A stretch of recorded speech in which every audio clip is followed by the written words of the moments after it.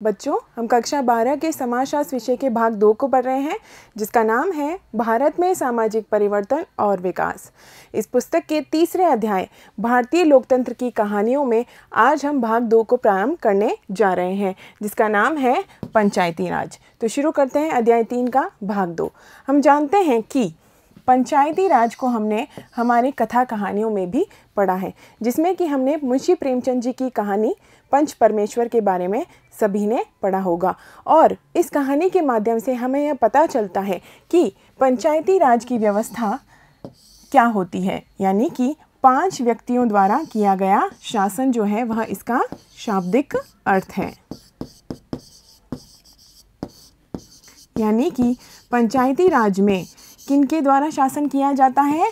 पंचों के द्वारा, यानी कि 5 व्यक्तियों के द्वारा जो है शासन किया जाता है। 5 व्यक्तियों के द्वारा जो ये शासन है यह हमने अंग्रेज़ों से या पाश्चात्य विचारधाराओं से नहीं लिया था। यानी कि भारत का प्राचीन इतिहास पढ़ने पर हमें पता चलता है कि यह पंचायती राज या ज़मीनी लोकतंत्र जो है वह भारत की विशेषता बहुत लंबे समय से रही है। यानी कि हम कहेंगे गांव या ज़मीनी स्तर पर लोकतंत्र बहुत ही प्राचीन समय से भारत में विद्यमान रहा है, और इसी को हम कहते हैं लोकतांत्रिक विकेंद्रीकरण की अवधारणा।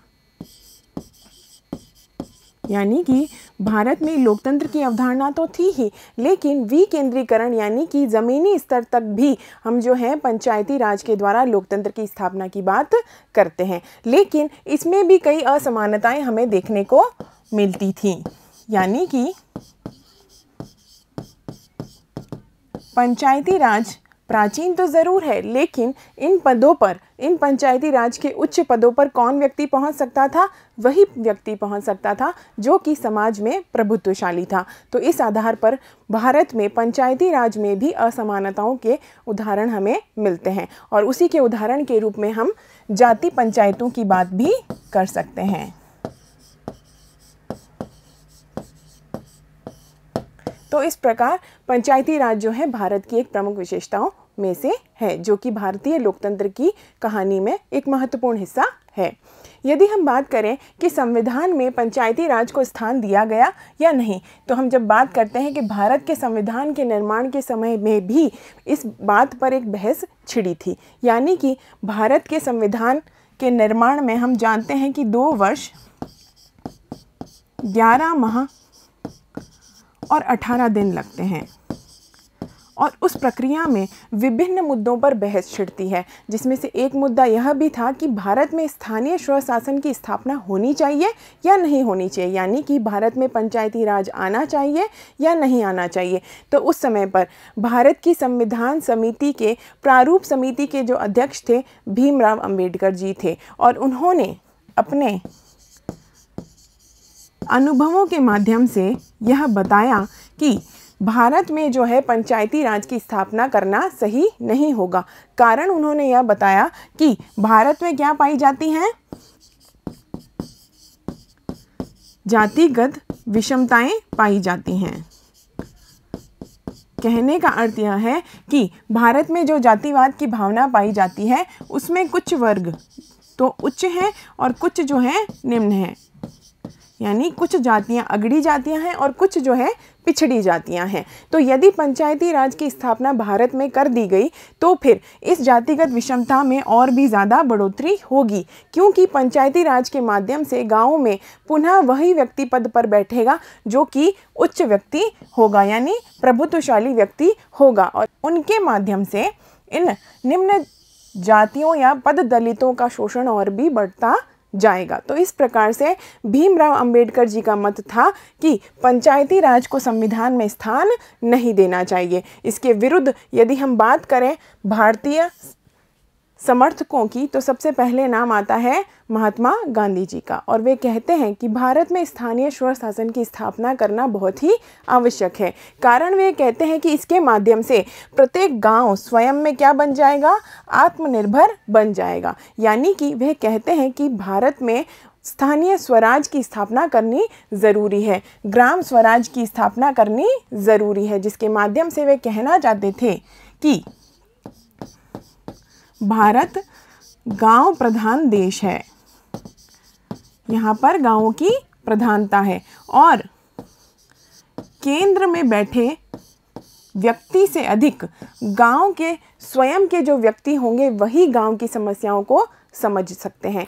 इस कारण गांव में ही क्या होना चाहिए, स्वराज्य की स्थापना होनी चाहिए और गांव के लोग ही उस स्वराज की स्थापना करेंगे और वहां के निर्णयों को लेंगे और नीतियों का निर्माण भी करेंगे। इसीलिए गांधी जी जो थे वह ग्राम स्वराज्य के पक्षधर थे। और हम बात करते हैं उसके परिणाम स्वरूप भारत में स्थानीय स्वशासन के पक्ष में कई कदम उठाए जाते हैं और बाद में 2 अक्टूबर 1959 को भारत में नागौर राजस्थान का एक प्रमुख जिला है नागौर, वहाँ पर पंचायती राज की स्थापना कर दी जाती है। कहने का अर्थ यह है कि अब 1959 में जवाहरलाल जी नेहरू जो है राजस्थान के नागौर जिले में जाकर पंचायती राज की स्थापना करते हैं, क्योंकि वे भी गांधी जी के इस मत से सहमत थे कि गांवों में स्वराज्य की स्थापना होनी चाहिए, यानी ग्रामीणों को यही अधिकार होना चाहिए कि वे अपने शासन का संचालन करें और लोकतांत्रिक विकेंद्रीकरण की स्थापना हमने उस समय पर देखी। उसके परिणाम स्वरूप चूँकि हम बात करते हैं संविधान में इसको स्थान नहीं दिया गया था, तो जब 1992 की बात आई तब 1992 में संविधान में एक प्रमुख संशोधन किया गया जो कि 73वां संविधान संशोधन था।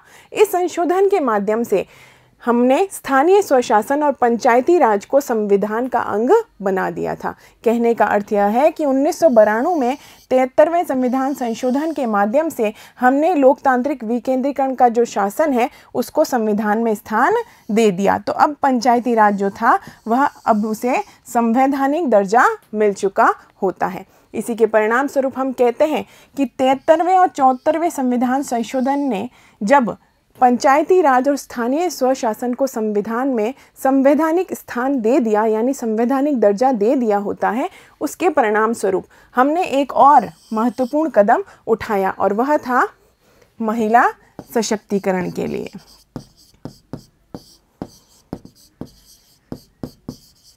यानी कि हमने कहा कि भीमराव अंबेडकर जो है पंचायती राज के पक्ष में नहीं थे, क्योंकि वे कहते थे कि भारत में बहुत सी असमानताएं विद्यमान हैं और वे स्वयं समाजवाद के पक्ष में थे।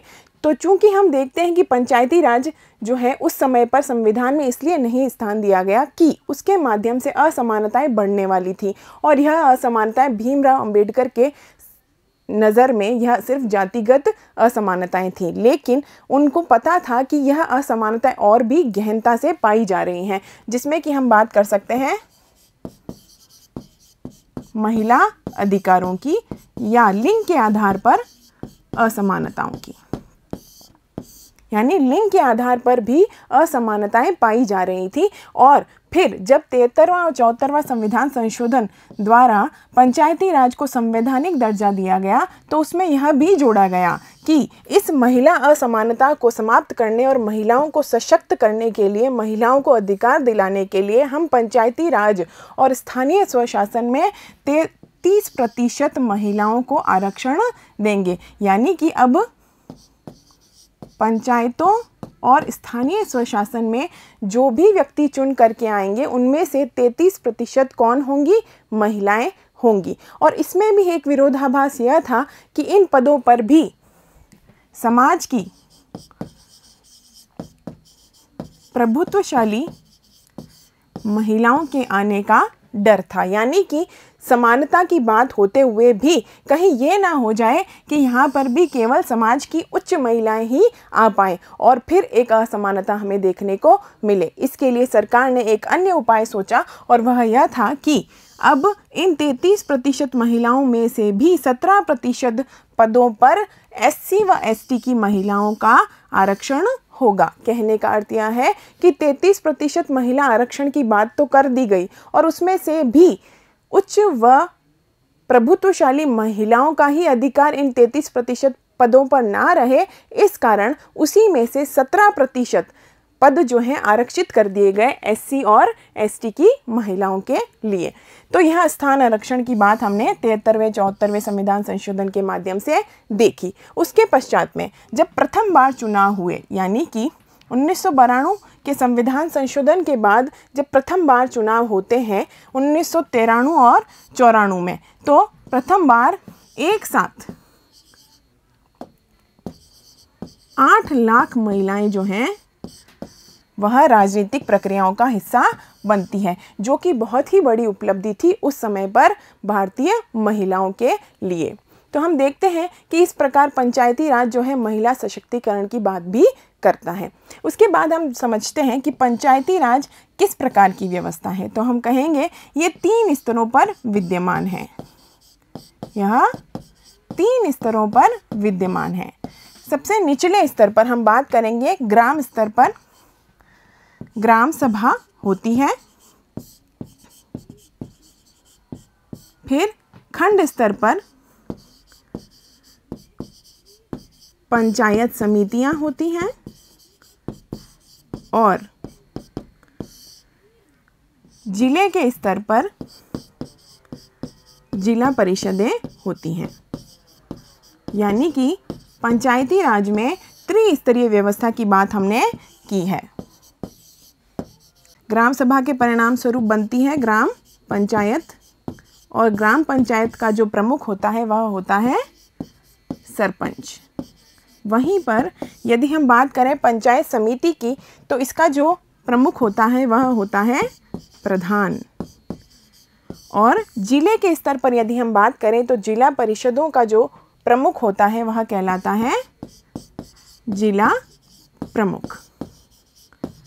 तो हमने देखा कि पंचायती राज में किस प्रकार की व्यवस्था है, त्रिस्तरीय 3 स्तरों की व्यवस्था है। यानी ग्राम स्तर पर ग्राम सभा होती है और ग्राम सभा कई गांवों से जब मिल करके जब बनती है तब वह ग्राम पंचायत बनती है, और उन पंचायतों पर एक व्यक्ति जो प्रधान होता है उसे हम सरपंच कहते हैं। इसके पश्चात पंचायत समिति का स्तर होता है जो खंड स्तर होता है, और वहाँ का जो प्रमुख होता है वह प्रधान कहलाता है। यानी कि पंचायत समिति का एक प्रधान होगा। और वहीं जिले के स्तर पर जिला परिषदें होती हैं और उसका जो प्रमुख होता है वह जिला प्रमुख कहलाता है। तो यह पंचायती राज की त्रिस्तरीय व्यवस्था थी।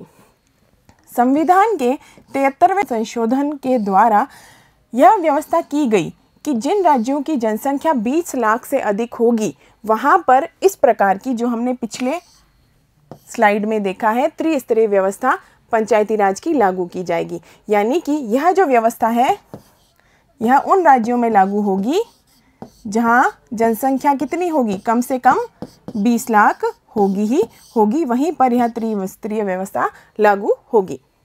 यह अनिवार्य हो गया कि प्रत्येक कितने वर्ष में चुनाव होने चाहिए, 5 वर्ष में चुनाव होने होंगे ही होंगे। यह भी हमारे 73वें संविधान संशोधन में ही जोड़ दिया गया। इसके अलावा हमने अनुसूचित जाति यानी कि एससी व जनजाति एसटी के लिए भी निश्चित आरक्षित सीटें रख दी थी, और महिलाओं के लिए हमने बात की है कि 33% जो है सीटें आरक्षित कर दी गई। तो इसने पूरे जिले के विकास का प्रारूप भी बनाया। यानी कि अब पूरे जिले का विकास किस प्रकार से होगा इसके लिए भी एक समिति बनाई जाएगी, और वह थी जिला योजना समिति।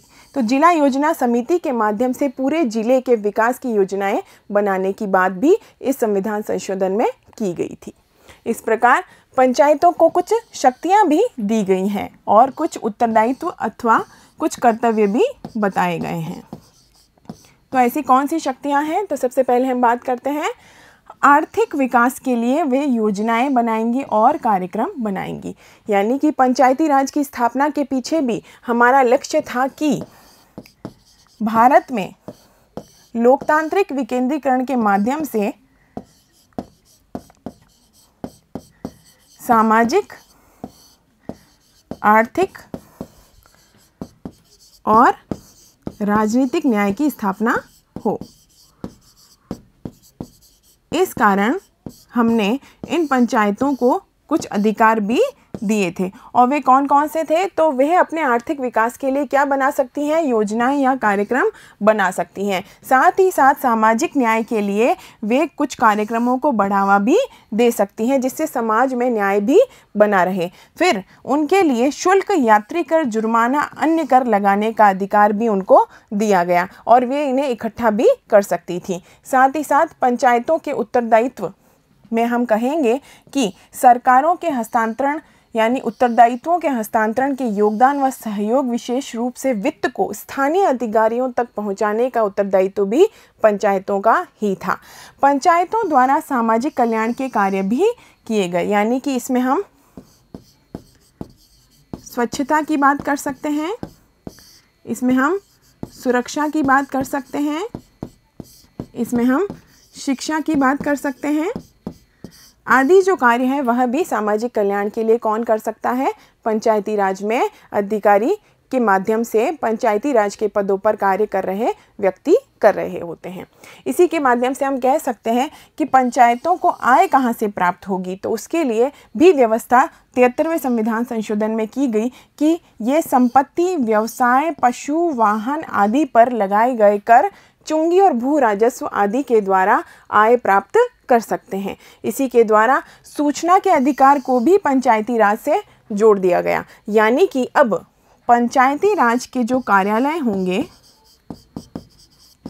उनके कार्यालयों के बाहर उन्हें एक बोर्ड लगाना होगा जिसमें कि उनको वित्त और व्यय का विवरण देना होगा, जिससे कि आम जनता को यह सूचना प्राप्त हो सके कि पंचायतें उनके लिए किस प्रकार कार्य कर रही हैं और उनको खर्च करने का माध्यम क्या होगा, और वह पूरा वित्त और व्यय का विवरण उस बोर्ड पर लिखेंगी। तो कहने का अर्थ है सूचना का अधिकार और पंचायती राज को भी आपस में जोड़ दिया गया। इसके अलावा हम बात करते हैं न्याय पंचायतों की या ग्रामीण न्यायालयों की। ये भी कुछ राज्यों की विशेषता है। कुछ राज्यों में न्याय पंचायतें भी चलती हैं और यह न्याय पंचायतें जो हैं दीवानी और आपराधिक दोनों प्रकार के मामलों को सुनती हैं। साथ ही साथ यह कुछ विवादों में समझौता भी करवाती हैं, लेकिन यह ज़्यादा से ज़्यादा केवल जुर्माना लगा सकती हैं, ना कि दंड दे सकती हैं। यानी दंड देने का अधिकार इन न्याय पंचायतों को नहीं है। तो यह कुछ राज्यों में न्याय पंचायतों की व्यवस्था भी हमें देखने को मिलती है, जो कुछ दीवानी और आपराधिक मामलों को सुलझाती है और आपस में कुछ विवादों को समझौते के द्वारा हल करती है। यह जुर्माने के द्वारा व्यक्ति को सुधारने के एक प्रयास भी करती हैं, लेकिन यह दंड नहीं दे सकती। इस प्रकार हम देखते हैं कि पंचायती राज में क्या क्या उत्तरदायित्व शामिल हैं। इसके अलावा कुछ जनजातीय क्षेत्रों का उदाहरण भी हमें मिलता है, वहाँ पर पंचायती राज की क्या व्यवस्था है। तो हम कहेंगे हमारी पुस्तक में मेघालय का उदाहरण है। मेघालय में 3 जनजातियाँ हैं, गारो जनजाति, खासी जनजाति और जयंतिया जनजाति। इनकी जो व्यवस्था है उसमें यह है कि ये अपनी स्वयं की राजनीतिक संस्थाएं चला रही हैं, यानी कि इनकी परंपरा है कि इनके वंशों की कुछ परिषदें होती हैं जो कि परंपरागत रूप से चल रही हैं। यानी कि गारो, खासी, जयंतिया जनजातियां जो हैं मेघालय की जनजातियां हैं और यह अपनी परंपरा के अनुसार अपने वंशों की कुछ परिषदों के द्वारा संचालित होती हैं। चूंकि यह जनजातियों की स्वयं की विशेषता है, इस कारण भारत का संविधान का 73वां संविधान संशोधन जो है वह इन जनजातियों की इस परंपरागत व्यवस्था में हस्तक्षेप नहीं करता। यानी कि 73वां संविधान संशोधन जो है आदिवासियों की इन पारंपरिक राजनीतिक संस्थाओं में हस्तक्षेप नहीं करता। हाँ, इनमें कुछ असमानताएं भी हैं, लेकिन फिर भी भारत का संविधान आदिवासियों की इन व्यवस्थाओं में हस्तक्षेप नहीं करता। आगे बात करते हैं ग्रामीण महिलाओं के सशक्तिकरण की। क्या हम समझ सकते हैं कि पंचायती राज से और 73वें संविधान संशोधन के माध्यम से जो 33% आरक्षण महिलाओं को दिया गया है, उसके माध्यम से क्या महिलाओं का सशक्तिकरण हुआ है? तो हम उसका उत्तर अपनी अभ्यास पुस्तिका में देखते हैं, जिसमें हम देखते हैं कि कलावती की कहानी कही गई है। कलावती कौन है? कलावती एक महिला है और दलित जाति से उनका संबंध है। दलित जाति की जो कलावती है वह चुनाव लड़ने के संबंध में चिंतित थी, यानी कि वह चिंता यह करती है कि उसे चुनाव लड़ना चाहिए या नहीं, जो कि एक आम स्थिति है परंपरावादी समाजों की।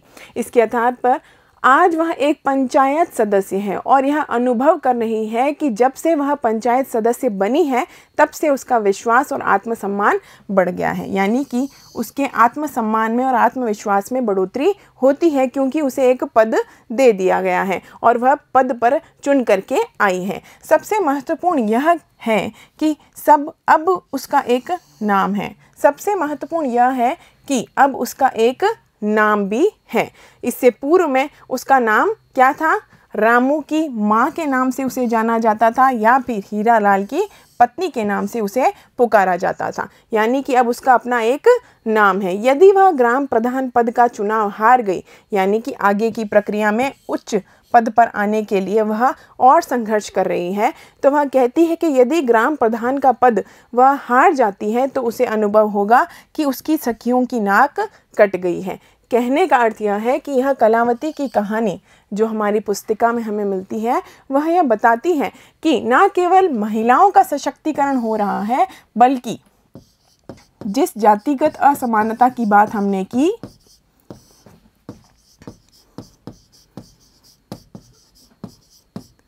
उसमें भी परिवर्तन आ रहा है, क्योंकि कलावती कौन सी जाति से हैं? दलित जाति से हैं और वह चुन करके एक पद पर आसीन होती हैं और आगे बढ़ने के लिए भी संघर्ष कर रही हैं। तो इस प्रकार पंचायती राज के माध्यम से महिलाओं का भी सशक्तिकरण हुआ है और जातिगत असमानता भी समाप्त होने की कोशिशें की जा रही हैं। इसके आधार पर ही हम देखते हैं कि पंचायतों में भी एक प्रकार हमें मिलता है उत्तराखंड में, जिसका नाम है वन पंचायतें।